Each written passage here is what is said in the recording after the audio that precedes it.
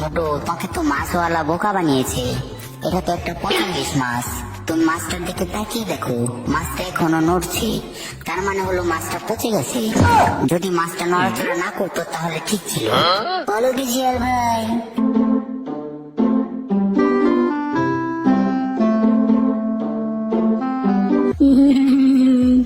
আজকে বাজারের সব থেকে বড় মাছটা আমি কিনেছি। যাই, তাড়াতাড়ি বাড়িতে যাই, না হলে আমাকে আবার ভূতে ধরতে পারে।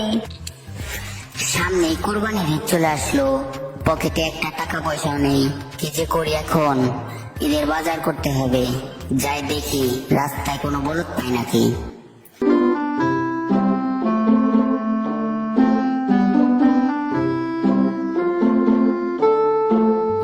আরে সামনে ওটা কি আসছে, আর হাতি বা ওটা কি? এত দূর থেকে তো বুঝতেও পারছি না। যাই কাছে গিয়ে দেখি। আরে বাস, এ তো দেখি মেঘনা চাইতেই পানি। যেভাবেই হোক মোটুকে বোকা বানিয়ে ওই বড় ইলিশ মাছটা আমাকে নিতেই হবে। আরে মোটো ভাই, তোমার হাতে ওটা কি? দেখতে পাচ্ছ না কত বড় একটা তাজা ইলিশ মাছ কিনে এনেছি। এটা বাসায় নিয়ে মজা করে রান্না করে খাবো।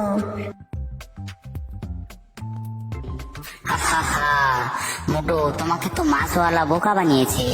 এটা তো একটা পচা ইলিশ মাছ। তুমি মাছটার দিকে তাকিয়ে দেখো, মাছটা এখনো নড়ছে, তার মানে হলো মাছটা পচে গেছে। যদি মাছটা নড়াচড়া না করতো তাহলে ঠিক ছিল। বলো কি শিয়াল ভাই, এই পচা মাছটা যদি আমি বাসায় নিয়ে যাই তাহলে পাতলা আমাকে বাসা থেকে বের করে দেবে। কি আর করবো শিয়াল ভাই, মাছটাকে ফেলে দিয়ে বাসায় চলে যাই।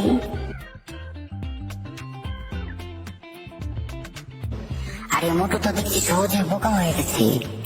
যাক, আমাকে বেশি কষ্ট করতে হলো না। হা হা হা, মোটু তো মাছটা ফেলে দিয়ে চলে গেল।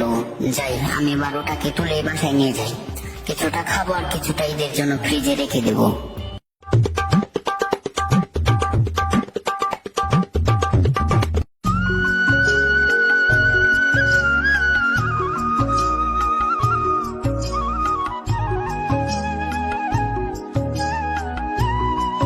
মোটুকে সেই কখন মাছ আনতে বাজারে পাঠিয়েছি, কিন্তু এখনো আসছে না কেন?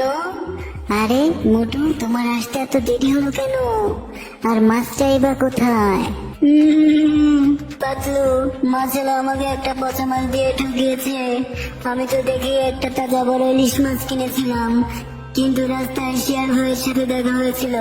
শিয়াল ভাই বললো যে মাছটা নড়াচড়া করে সেই মাছটা নাকি পচা হয়। আমি যে মাছটা কিনেছিলাম সেই মাছটা নড়ছিল, তাই আমি রাস্তায় মাছটা ফেলে দিয়ে এসেছি। আরে মোটু, তোমাকে শিয়ালটা বোকা বানিয়েছে। চলো যাই, মাছটা নিয়ে আসি। বজ্জাত শিয়ালটা তোমাকে বোকা বানিয়ে মাছটা নিয়ে চলে গেছে।